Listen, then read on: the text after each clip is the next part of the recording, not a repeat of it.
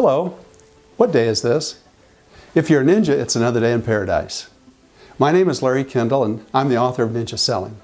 This is the Ninja Nation where we talk about all things ninja all the time. Our mission in the next few minutes is to help you stay on the ninja path. Today we're going to focus on ninja habit number 8, which is 50 live interviews. When we mention 50 live interviews in our classes, many of our ninjas start to freak out and they hyperventilate and they say, oh, that seems like a lot, or making calls seems like it's selling. Let me assure you it's easy. Let's just remember 3 things. Number 1, they're interviews.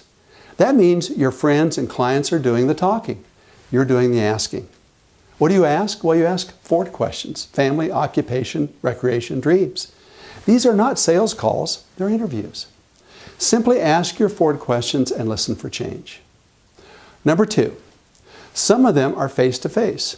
You're going to be attending parties or a game, or how about the people you meet at church or at your kids' events? What if you're holding an open house?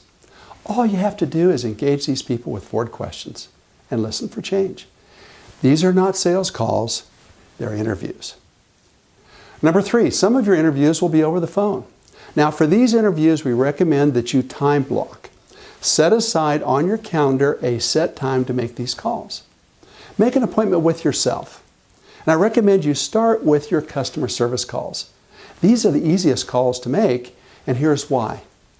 What do you think the number 1 complaint of our clients is about working with a realtor? It's lack of communication. They want to hear from us. Sellers want to know what's going on with their listing. Buyers want to know what's going on with their contract. These are not sales calls, they're customer service calls. In fact, if one of our clients calls us first to ask about what's going on with their contract, we're failing. We always want to call them first. We want to deliver great customer service, and we do that by calling them first. What about if I call a feel-good call? Do you have anyone that you need to call today to thank them? What about someone who's having a birthday or an anniversary? These are what we call feel-good calls. They're not sales calls.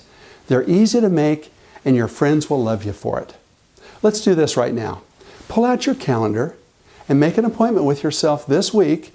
Set aside at least 1 hour to make your customer service calls. Also, be aware of all the people you will meet face-to-face this week. Focus on asking them 4 questions and listening carefully to their answers.